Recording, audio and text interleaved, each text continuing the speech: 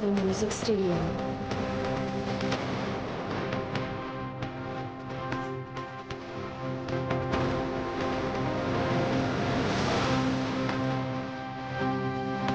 Maximum Music Studio.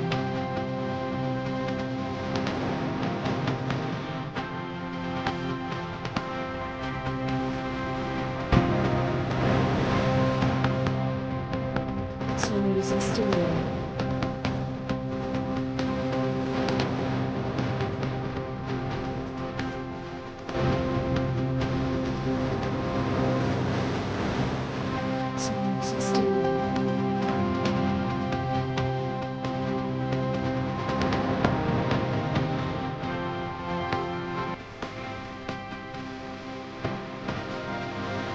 Maximum Music Studio. Maximum Music Studio.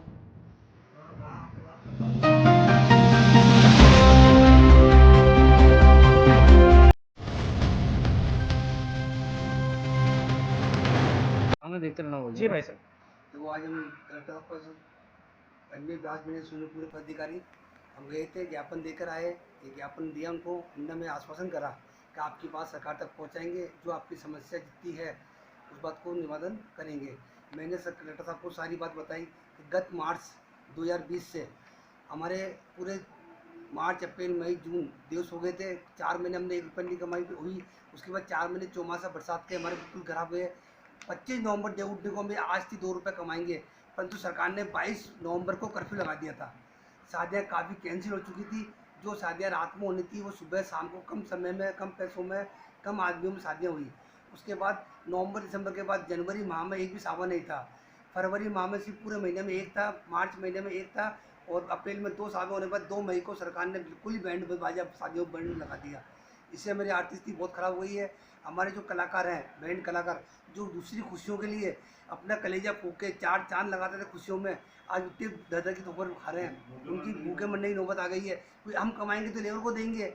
Labour इतने कलाकार आदमी जो भी खुशियों के लिए दूसरे को खुशियों में नाचते कूदते बैंड बजाते थे, आज वो बहुत परेशान हो गए। अजमेर में 46 बैंड मालिक है, 46 बहुत परेशान है। सबों ने अपने 2 रुपये बैंकों से कर्जा लेकर अपना व्यापार को चलाया। उनके आज किस्तें निकालना भारी पड़ा, दुकान का बिल, दुकान का किराया, ये सब भारी पड़ रहा।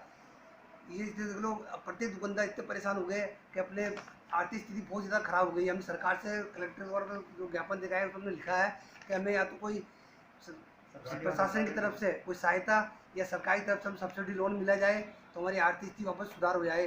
क्योंकि अभी आज से हमारे नवंबर देवउठनी 11 तक हमारे पास 1 रुपये की आय नहीं होने की संभावना है ही नहीं है। जब तक देवउठनी आएगी तो 2 रुपये हमें मिलेगा, और उसके लिए भी अभी 6 महीने हैं। अब 6 महीने हम निकालना बहुत हमें भारी पड़ेगा। हम सर कलेक्टर साहब ने अपनी शिकायत दी, कलेक्टर साहब ने आपको क्या आश्वासन दिया इसके लिए? कलेक्टर साहब ने कहा भी हम आपको ये ज्ञापन है, आपने दिया है, हम आपको जो भी है आपकी बात सरकार तक पहुंचाएंगे, जितनी सुविधा होगी। मैंने दोनों बात बोली उनको, सरकार और प्रेस प्रशासन, तो जितनी भी होगी हमको आपको सुविधा दी जाएगी, हम सबको बात करेंगे, पहुँचाएंगे। आपका पूरा नाम? निर्मल कुमार नैन, ब्रास बैंड एसोसिएशन के अध्यक्ष। जी हाँ। नमस्ते सर, मैं अजमेर ब्रास बैंड एसोसिएशन से सचिव बोल रहा हूँ, याद रहा। हम कोरोना महामारी से इतने टूट चुके हैं, हमारे पास काम धंधा कुछ भी नहीं है बैंड का।